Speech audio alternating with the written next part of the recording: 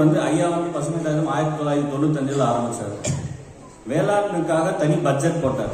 இப்ப நீர் வேளாண்மைக்காக தனி பட்ஜெட் போடணும்ன்றது இது பண்றாரு. இதுல எதனாச்சும் ஒரு அரசியல் கட்சி ஆட்சியில் இத்தனை வருடங்களாக ஆட்சி செய்து கொண்டிருக்க ஒருத்தர் இது பண்ணியிருந்தாலும் நம்ம தமிழகம் எங்கேயோ போயிருக்கோம். ஐயாவுடைய ஆலோசனையால் தமிழகத்துக்கு நடந்த நன்மைகள் எல்லாமே ஐயாவின் ஆலோசனையால் மட்டுமே நடந்தது.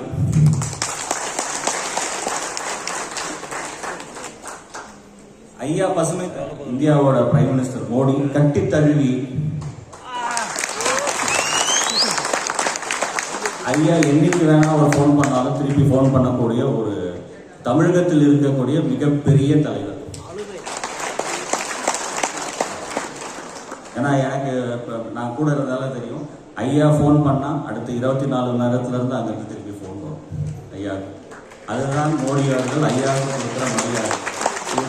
தமிழகத்தில் இருக்கக்கூடிய ஒரே ஒரு தலைவர், மோடி கொடுக்கக்கூடிய மரியாதை ஒரே ஒரு தலைவர், அது நம்ம ஐயாவுக்கு மட்டும்தான்.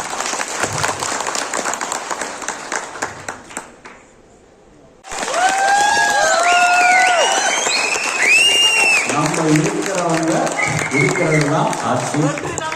அதுக்கு இங்க இருக்கிற நம் சொந்தங்கள் எல்லாரும் உழைப்போம், ஐயாவுக்கு துணையாக நிற்போம் என்று நன்றி கூறி விடைபெறுகிறேன்.